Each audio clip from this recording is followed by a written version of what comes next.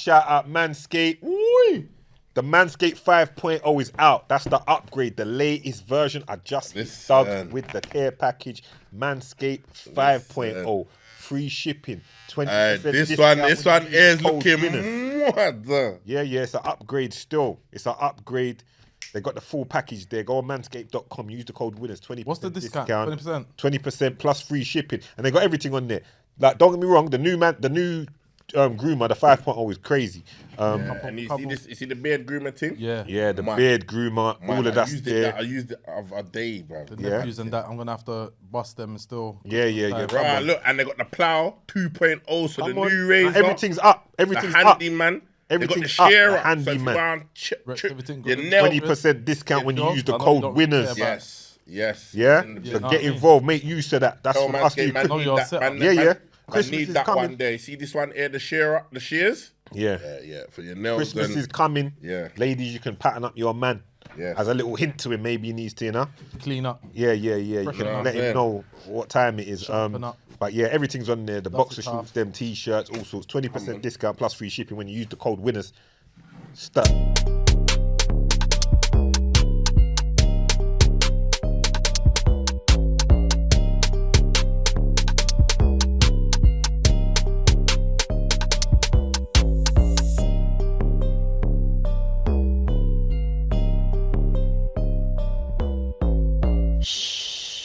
Winners Talking. Winners Talking podcast. We're back again. It's Pound Sterling, the hustler, Big PS, Pounds, co-host as always, Big Dougie Doug. Come on. Special guest in the building today. People, you have to understand that health is wealth, and you know us. We try to do that righteous work at times and do what's best for the community. And there's certain things that we need to know more about and gain more understanding of. So you've got the big doctor in here. I'm going to let you introduce yourself, doctor. I'm calling my superstar doctor brethren now. But go on, introduce yourself, doc.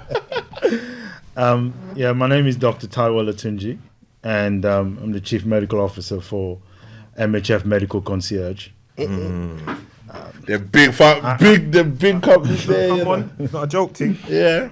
I don't know about the super doctor title, but... No, we're not letting that go. Yeah. You came with a manager. Go on. I knew it. Come up with that. I'm back home with a manager, everyday doctor. I don't think my doctor's got my little GP, got a manager, but you're going to be the GP. You're the go-to guy now. But no, I have to big you up. And the accolades speak for themselves. We just wanted to discuss, we were talking downstairs on some of the things. We feel there's some things that we should know as a people, like as far as things that we need a better understanding of for our own personal health as black people. You understand? As people in general, because all races watch this, but for black people predominantly, there's some things you feel that we need a greater understanding of. You want to speak on some of them? For example, downstairs we were talking on prostate cancer and how prevalent that is in the black community. So go ahead, the floor is yours. Right, thank you.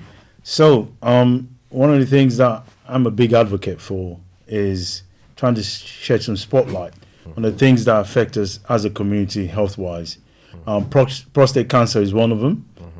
Prostate cancer is one of the biggest killers in the black community as far as cancer is concerned. And the people that are most affected by this are the same people who seek healthcare the least. Over the number of years, I've always tried to basically do outreach programs to be able to shine the spotlight on things that are quite important in our community. Particularly, we now know that prostate cancer is the biggest killer for black men 40 and above. And if you ask yourself, how many people really go to their GP and do a prostate check? How many people actually even know what the prostate check is? There are lots of places where you can do a sort of screening for prostate cancer. One of the simplest places that you can go is just to your GP, to ask your GP to do a test as simple as a blood test called PSA. We know that if you can pick up prostate cancer early, you can actually treat it. It's a curable disease. But quite often, black men in general, pick it up very, very late. By the time it's spread to other organs, and it becomes an incurable disease. For something so simple that you can check with a blood test or speaking to someone about it. And because we know that the people that are predominantly affected are the people who seek healthcare the least, it's up to people like myself to be able to share the message in our community that for men 40 and above, please talk to someone. There are a number of symptoms that people have, but often people think of prostate cancer as an old man's disease. Yes, it is true that as men get older, the prostate itself gets larger and can cause problems in terms of your peeing. But what most people don't realize is you can actually have prostate cancer without any symptoms whatsoever. People often think, oh yes, you find blood in your urine or you're now having problems going to the toilet. They think that's the only symptom that people with prostate cancer have. But actually, when people have those symptoms, it's often too late. By the time you're noticing, either back pain or blood in your urine, or you're now having problems where you're going to the toilet like 10 times a night. By that time, often the problem has already got past where you can do something about it. But of course, you can still go in and have a check, because for prostate cancer, if someone asks me what is the cancer that, if you had to have a cancer, which one would you rather have? I would say overwhelmingly, without a doubt, it's prostate cancer, because you can treat it with radiotherapy. You can actually remove the prostate and still live a healthy life. Yeah. But all of this, you can only do something about if you know that something is wrong. Right. Before even visiting the doctor, yeah, because on just I'm going to get a checkup, I'm going to check if I've got this. Are there any signs that people could look for to know that there might be an issue? Yeah. So one of the most common signs that people have is noticing that they're going to wee a lot more often, or they're getting up at night. Now, that in itself doesn't mean you've got prostate cancer. So I don't want your listeners rushing off to their GP. I was going to say, Is that looking at I gotta get my prostate checked. I drink a lot of water, but I'm still. You just drank too much last night. Yeah. It's not that bad. So it's a little one time.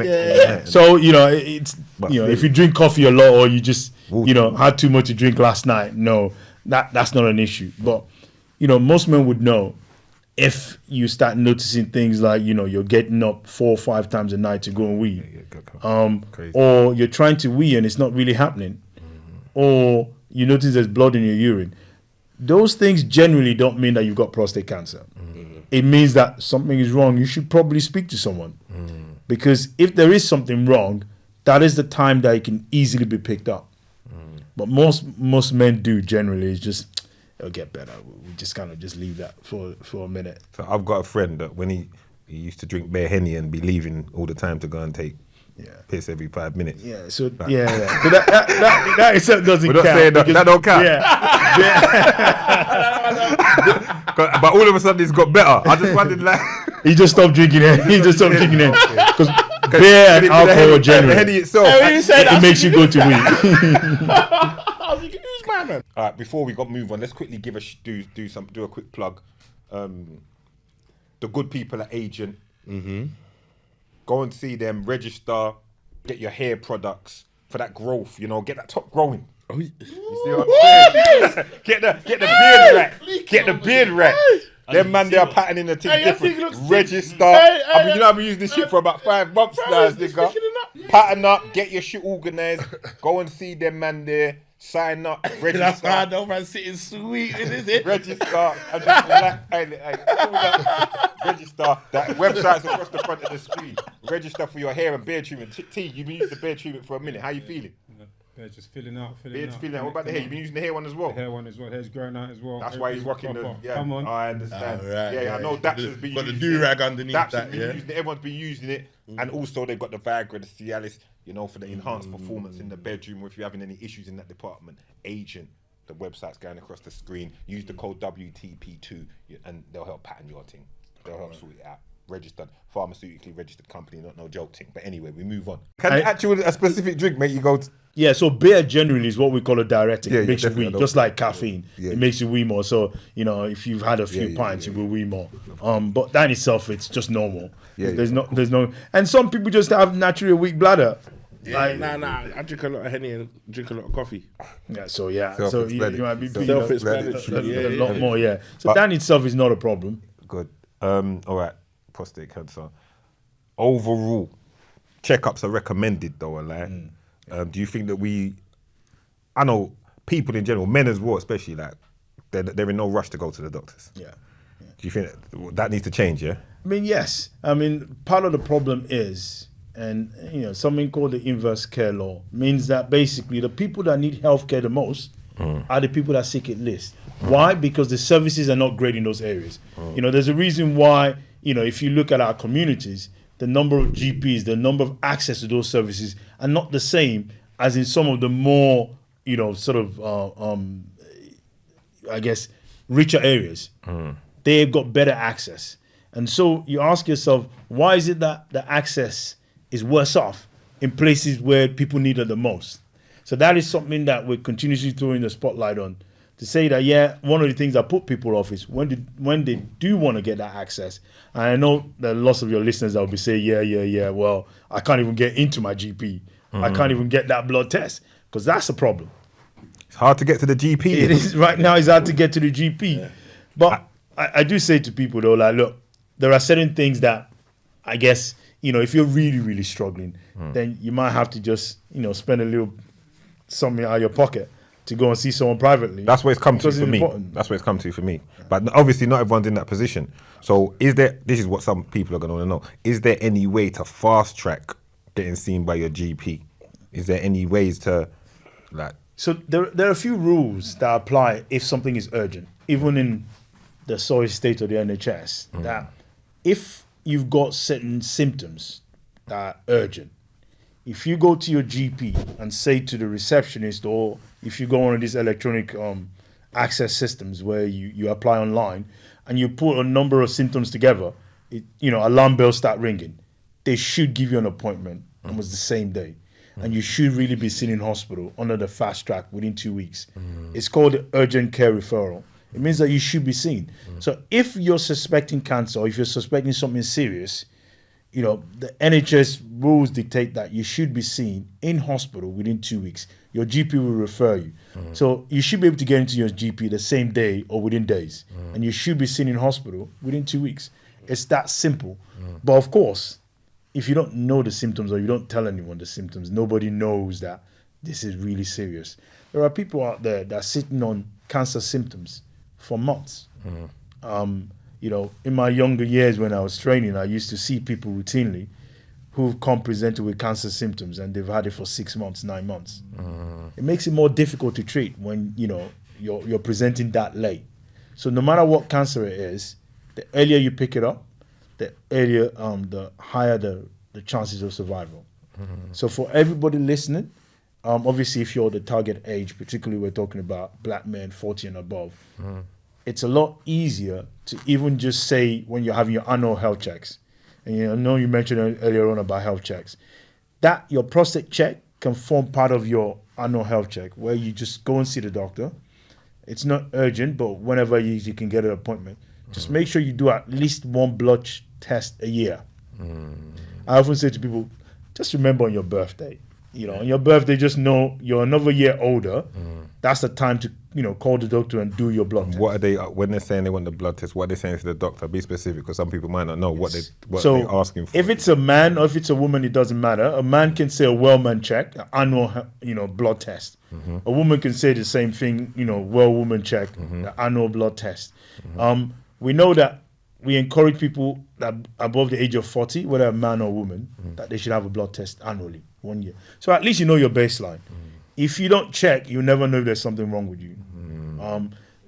You might say it's easier said than done, but even if you barge and knock on your GP's door a week after your birthday, at some point they're going to answer you and give you a blood test. It doesn't matter whether it's 1 week, 2 weeks, or 3 weeks. Yeah, that's no excuse. For a blood test, that's no excuse, because getting an appointment is not impossible. They just will try and make it. It might be a week, or something like that. So there's no excuse not to do it. You will get an appointment. You just might have to wait a few weeks, and it's not the most.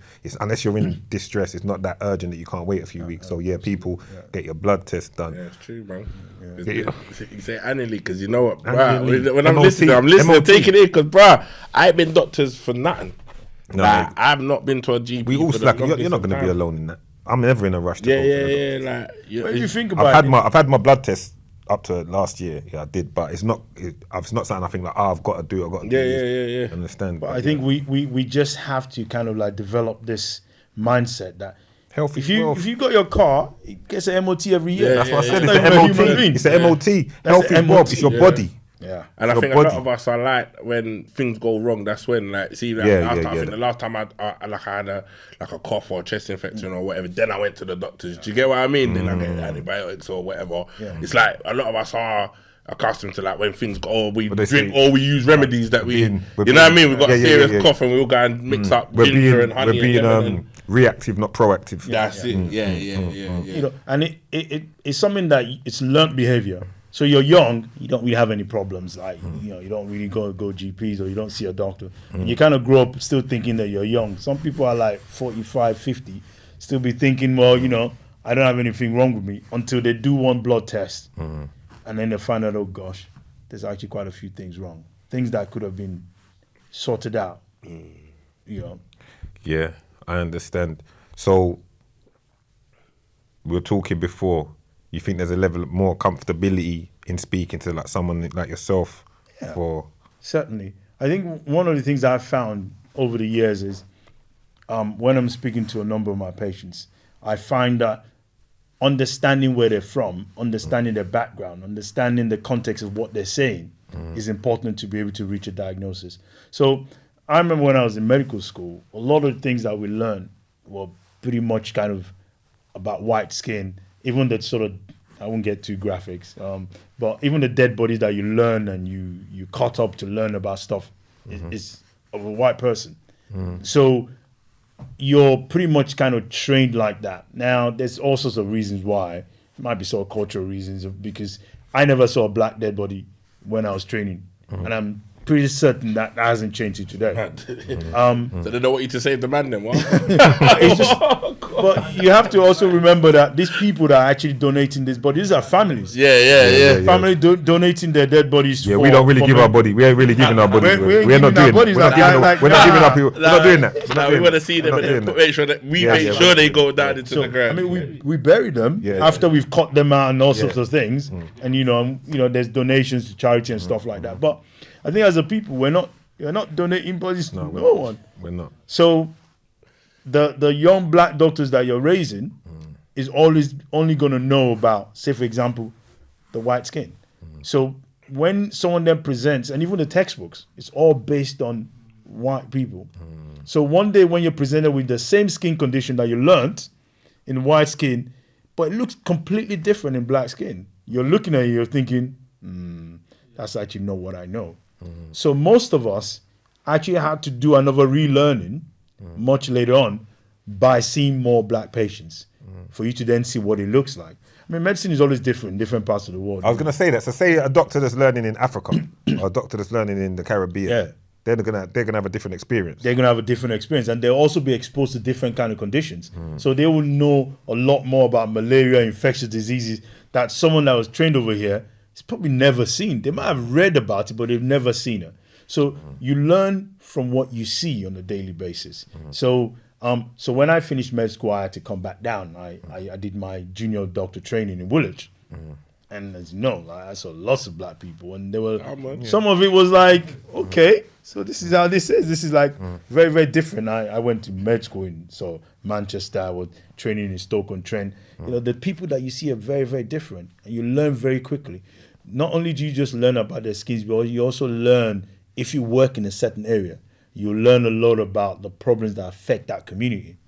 So when you're then speaking to a patient, that you understand where they're from, you understand the context of what they're saying, you understand their diet, you understand their lifestyle, it makes it easier to relate. It also makes it easier to build a rapport with that person for them to open up. So I have a lot of young patients who, you know, the lifestyle might not be the best, but they can open up to me and say, you know what, yeah, I smoke that. And I can give them advice. You know, they're coughing and their lungs are shot, and be like, Give some advice for my weed smokers right now, Doc. Give them a little bit of free game right now. yes, to be able to say, look, that's not really helping your situation. Like, you're asthmatic. You know what I'm saying? You're Like, asthmatic. You're asthmatic. You need to like, You need to drop that out. You need to drop that out. But, you know, but that's because they see me as one of their own. So they see speak me more as like freely. they speak more freely. I mean, at the end of the day, I wouldn't advocate for you to pick your doctor just because don't go and see a GP because you can't find a black doctor. You're just not going to go to the doctor. That's not what I'm saying. But if there are more of us, and that's why I do a lot of sort of medical training and try to sort of give back to all the young doctors that are coming up. So, because I want more and more people to work in the community because that's the only way they're going to really sort of help. Yeah, so we're encouraging at the same time for more of us to go into medical school and to become doctors. Absolutely. And by that, a greater understanding, mate. Yeah, I get it.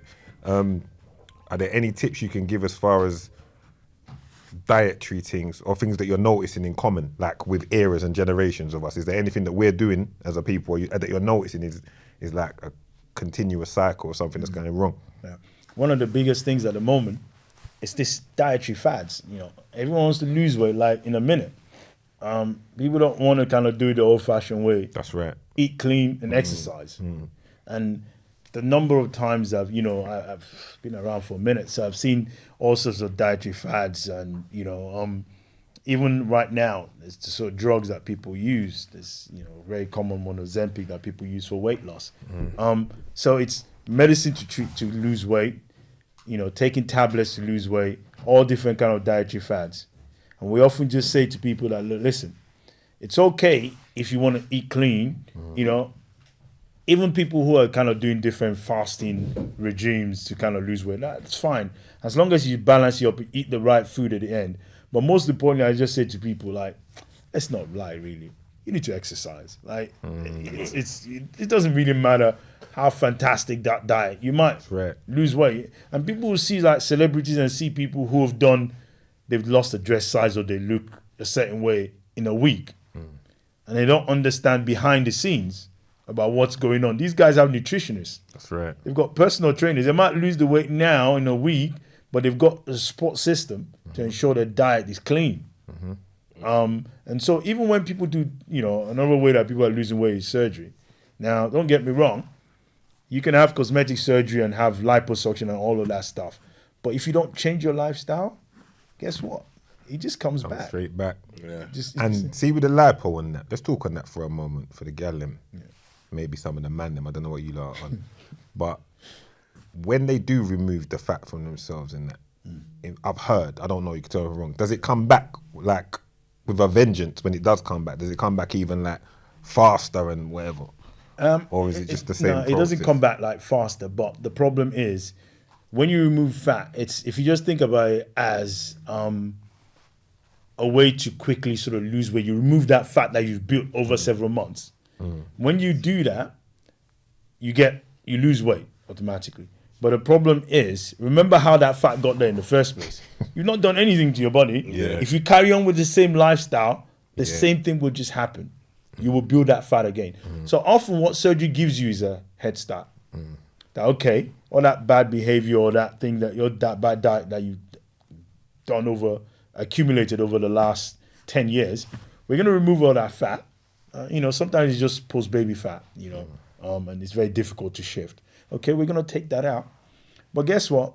Now you need to actually start taking care of yourself, eating right and exercise, so that fat stays away. So in a way, it's not that the fat comes back with a vengeance, but often people get comfortable. Yeah. Listen, in 1 month, I've just got a flat tummy.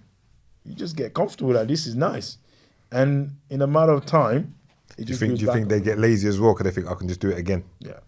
But nothing beats hard work, repetitions, and exercise. And the feeling that you get, the feeling you gain like from once you pay for it and you do all of that, they think it's like, I can cheat now because I've done this, and then when they cheat before you give it 6 months, they're back where they are. But the thing is, because surgery will always be then, I often say to people, we've got a aesthetic clinic, and I say to people when they come to me for procedures and stuff, and say, look, sometimes you just turn them away. Like, no, you're not ready because. So you got the aesthetic clinic as well. Yeah. Oh, you're eating good food over there. I see you. Carry on. Proceed. Like that. Yeah. I noticed, man. You're getting off topic now. No, but it's all relevant. But carry on. But as a responsible clinician, like you need to be able to tell people that. Hang on a second, like. because one of the things that I do is you do a little bit of, psychiatric evaluation to find out that where's your head at? Do you really know what you're doing? And have you got the sort of mindset to be able to kind of continue on the good diet exercise journey? Because if it's just about money, I take your money, you're gone. But in 6 months' time, if you put the weight back on again, you're going to be thinking, oh gosh, like they've just taken my money. But sometimes you get people's mind right. Give them that mentality that actually this is just a surgical procedure. And a head start, yeah. I got you. So you work more on the mental side as well, as rather than just a surgery. And too many people just want to just get there quickly and do the surgery. That's the world now. That's the world now. What about vegan is a massive thing at the moment. People say it's great, but then some people say long term it's not so good. You're a doctor. Give us your perspective on that. I mean, veganism is nothing that's new. If you look in different cultures, if you look at the sort of Caribbean culture, for example, right, there's nothing new there. And there are lots of health benefits. There are people who've been practicing this for years and years, and they're very healthy. And the reason is because it's balanced. Even as a vegan, you can get levels of sort of protein and make sure that it's sort of balanced out. The problem comes when people don't sort of have a full variety of different sort of nutrients in their diet. So, for example, if you're a vegan, chances are that you could be deficient in iron and become anemic. So, to the conscious person who knows this, they fortify the diet. So there are other ways that you can get iron apart from meat. All right. So people who want to sort of do it holistically find ways to kind of add where there's sort of deficiencies. So I don't think there is anything wrong with it. I don't think there are sort of risks to being a vegan, except when you don't actually supplement well. And that's where things like anemia can come, because one of the most common things that you get with sort of, some vegans is that they're tired all the time because they don't eat red meat and there's no iron in the diet. So if you don't got iron in your diet... He's always tired. Always tired. So he's always tired and angry. See? I see. It's you. See, that's what I'm trying to look up. On a serious note, I'm asking these questions. You need to come and see me. No, on a serious note, I'm asking these questions for the man. Them like I'm being, even though I'm joking, I'm asking because I want my cousin to live long and be well. So I'm asking because I'm for those levels. Let me ask you some other things. Cause I know people want to know. Like, all right, that you can give some insight on how much bad effect, if any, are the foods and the processed foods having as far as like cancer amongst people. So that's one of the new generation problems. So if you look at society where people don't eat processed food, they just eat from the ground. Our elders in the you can see that the incidence of cancer is a lot lower. Way lower. Versus society where everything is canned and processed. So it's the problem comes with the chemicals used to keep food longer, packaged in those tin cans, and that's where the problem. We now know actually that those chemicals actually have a higher risk of causing cancer. Yes. But if you just look at it retrospectively as well, like with a bit of common sense, that our sort of grandparents in their society and their generation, who basically, they didn't fly everywhere, they didn't just ride cars, they walked around, they did a bit more physical labor, they ate sort of like from the soil and they ate sort of proper organic food. They didn't have less. Yes, and they ate less as well. We're in an age now where, greed, gluttony, all the cardinal sins of what we do. And we have cars and planes. And so that is causing a lot of diseases that were never around, 30, 40 years ago. So I guess ultimately we know that processed food generally is bad for you. But the problem is we're in a consumer society and there's money in those foods. There's, companies pushing that, quick food, just dump in the microwave. Everyone's so busy with their lifestyle now. Nobody's sort of cooking, and everyone wants their food very quickly. Yes. So ultimately, that will always cause problems. So in a way, we're a victim of our own success. And a lot of the sort of things that we have, the higher incidence of, is because of our lifestyle. All right. The next one. Mobile phones in the pocket, the radiation. That's what my mum will say.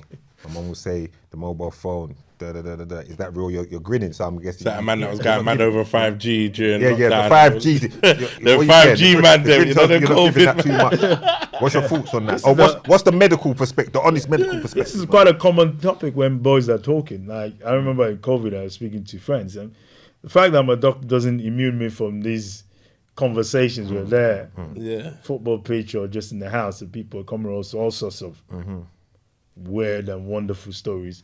First of all, like 5G stuff is not gonna make you sterile. We know generally that mobile phones emit a small amount of radiation. Okay, but studies have shown that this is not enough to sort of increase wildly your risk of cancer. Now, we also know, and then there are various studies about on this where there are different opinions on it.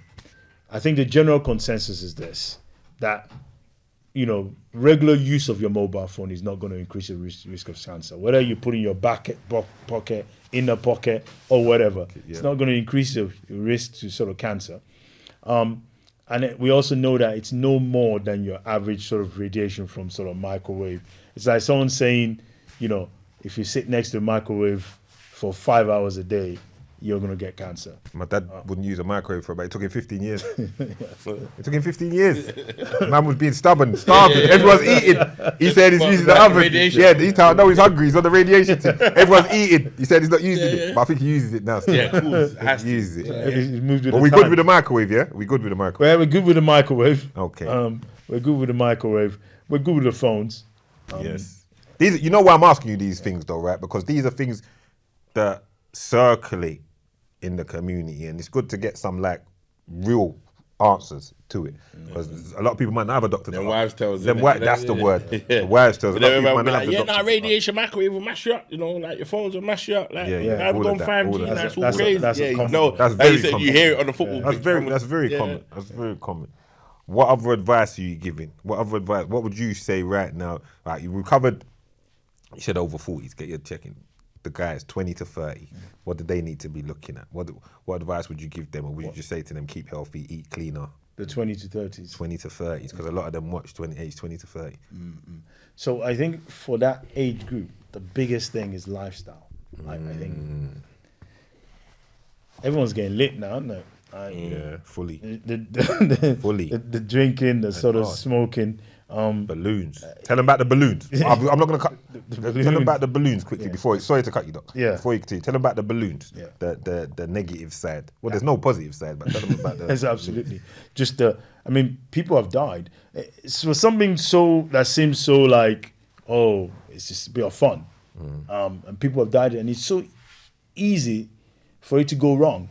And people die because they've inhaled a dangerous gas, and they've ended up in hospital and they've died for something simple like, you know, just a balloon.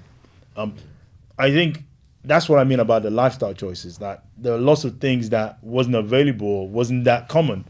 You know, 10 years ago, that's a thing now. So the balloon, you know, the mollies, the pills, you know, just getting turned up, all in the name of sort of having fun. All of those can easily go wrong. And then that's where the problem rises. So my advice generally for the 20 to 30-year-olds is just get lit. I mean, you only kind of live once. Your 20s, 30s will only come around once. But you need to there are certain things you need to do in moderation and certain things you don't do at all. Balloon comes under the class of don't do at all. Sort of drinking in moderation, you know, because what you don't want to do is get addicted to having to getting turned up every Saturday, Sunday, week in, week out. I don't care how old you are, it eventually catches up with you. Obviously, smoking, if you're asthmatic, you really no, asthmatics shouldn't really have any business smoking anything, even cigarette, talk less of anything else. Facts.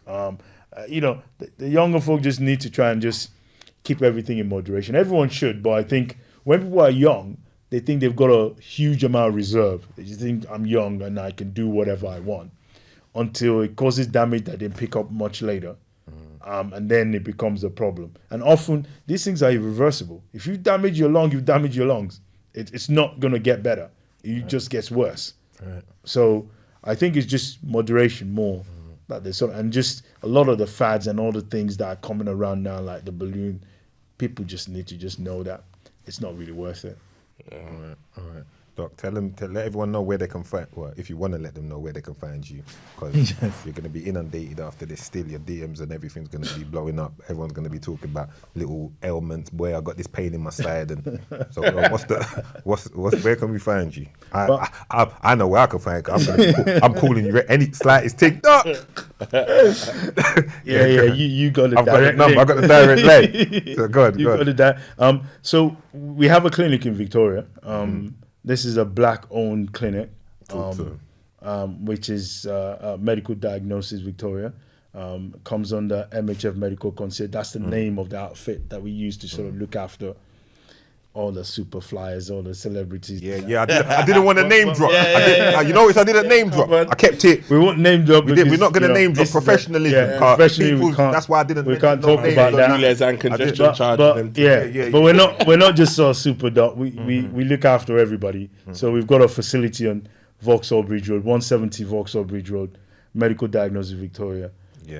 That is, when people want to actually access super service, efficient, quick, and be able to access. The super doc. See? I have to patent that now. Hold that. Take it, bro. Take it. Manager, make a note of that one there. Manager's already got that covered. Because what it is, doc, I have to big up the man them on a level of, I'm not going to underplay or downplay your thing and what you're doing. You understand? So when I say you're the super doc, it's because look what you're coming and doing and look what you're forwarding with. So now you're the super doc. And also as well, when we spoke, you said it took, what did you say, a year later, innit? When we spoke a year ago, you weren't that keen on coming up. Now look, you're all comfortable in the chair, boot management. Life is good.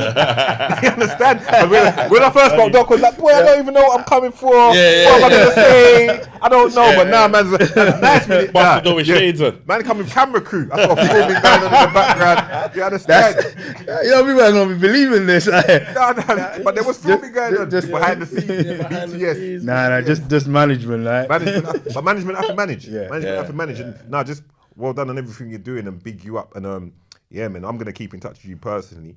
Hopefully we can revisit again. You understand, and sit down again and do some more stuff. Always happy to come back. Come back. But the things that you've been speaking, I think it's a must for people to hear. Anything you want to ask, Doug, you might have a personal. Covered a lot of things. Really covered a lot. Like it's important. The prostate thing is important. Like even just what I wanted to ask you, you kind of went into it when you started talking about the how regular you should check up. Do you know what I mean? How, because like even like let's say you do check your prostate, how often do you do that? Do you check it every year? But like you explained with the blood test, that's gonna get checked with the blood test. So that's my thing, like just knowing how often you need to go to because don't go doctors. It's important to hear though. Yeah, it's important to hear. Man, them just got a free consultation right there. That's what I'm saying. Everyone just did. What about? Go on, you're gonna say something. No, I was just gonna say like it's blessing in a certain way because obviously man's not had any sickness, but at the same time, we never know what's going on. You never know under the bonnet. You know what I mean? God, they're blessing, but sometimes God needs you to use common sense and go and do what you need to do and get checked. You get what I'm saying for whatever it is. Like, so you never know. Yeah, man. Last thing, I've got a guy. He's got a sex addiction problem. What do we do? What do we do for that one? Because he's like, can't take him anywhere. What do we do for him? That's that. Like therapy clinic. That's a therapy thing. And the overabusing of blue pills. What can he do? Is that going to damage his health? Too much Viagra. Too much action, man. That's that. You got to have a heart attack. Yeah. All right. Well, listen. So you better come off them blues, bro. On that note, Doc, I appreciate you for coming through. Yeah, bless. Hope everyone's had taken insight from this. Rewind it, watch it again, listen, take it in. Don't just brush through it. Take it in, listen. Get your checkups, people. Health is wealth. You understand? You can have all the money in the world. You can have everything in the world. Once you're unhealthy and you get sick and it goes left, that you can't take it with you in the worst case scenario. So look after yourself. Look after yourself. Oh, management. Oh gosh, what's that? I'm gonna get told off for this because I haven't remembered. What's the socials? That's why I was asking when I was asking. Management. And what's the Instagram? They can't hear you. You're gonna have to repeat that. Or management. T-Doc-O. Yeah, that's at TDOCO. That's the Instagram. That's the Make sure Instagram. that pops up on. Yeah, we'll get that. Yeah, we'll get that going across. I'll speak to you anyway. I'll make sure that goes across the screen as well. But no, Doc, good to have you. I appreciate you. Everyone, I hope you took that on board. It's the hustler, Big Dougie Doug, and the Big Doctor, Super Doctor. Yeah. Super Duck. Super Doctor. I appreciate it. I appreciate it. When he told certain man he was on this week, man just said, Say no more. Stop.